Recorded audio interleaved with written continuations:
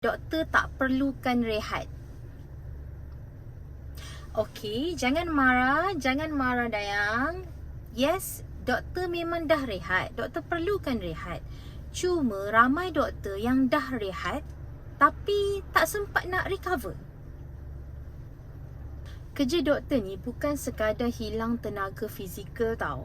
Tapi ada juga doktor yang hilang ketenangan emosi selepas dah merawat pesakit. Ada juga yang hilang tenaga mental sebab nak decide antara hidup dan mati.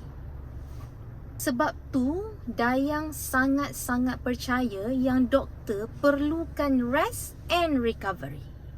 They need both. Dayang bagi contoh, doctors of day. Tidurlah sampai ke tengah hari. Bangun, makan, solat, scroll social media sikit, tengok Netflix and then sambung balik tidur. Tapi kan malam tu kita still rasa penat. Rasa macam aku cuti ke hari ni? Sudah nak kerja dah ni. Asal rasa penat lagi? Sepanjang 13 tahun jadi doktor ni, Dayang pun awal-awal ingat Dayang just perlukan rest. Dayang perlukan rehat je. Rupanya Dayang salah faham. Ada beza antara rest dengan recovery.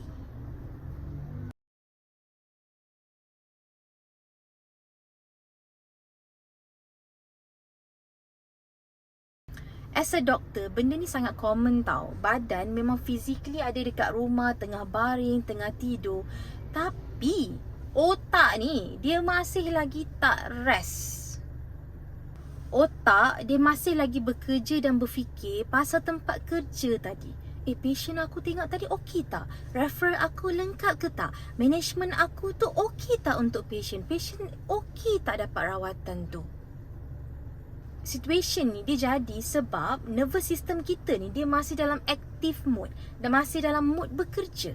Maksudnya badan kita ni dah berhenti kerja, tapi otak kita ni belum dapat signal yang shift hari tu dah tamat. That's why doctors, walaupun kita dah tidur, baring berjam-jam, berehat, tapi kita still rasa penat sebab kita belum recover. So, macam manalah doktor nak rest and recover? 3 soalan ni akan tolong korang macam mana dia tolong Dayang.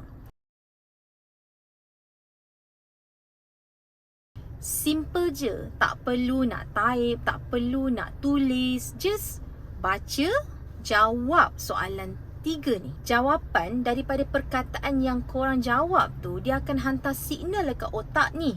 Kerja hari ni dah tamat. Shift hari ni dah settle.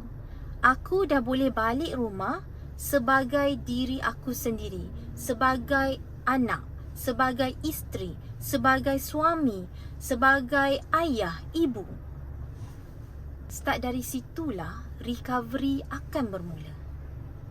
Kalau korang tengah on the way nak balik kerja, korang buat and jawab 3 soalan ni je.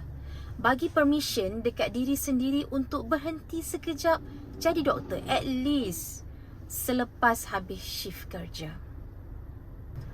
I strongly believe doktor need rest. Tapi I also strongly believe doktor needs recovery. Rehat semata-mata tak semestinya akan membawa kepada recovery tau. Recovery ni jadi kalau badan, otak, jiwa sama-sama dapat pulang ke rumah tu dengan keadaan tenang. Kalau korang rasa video ni bermanfaat, insya-Allah jumpa lagi next week.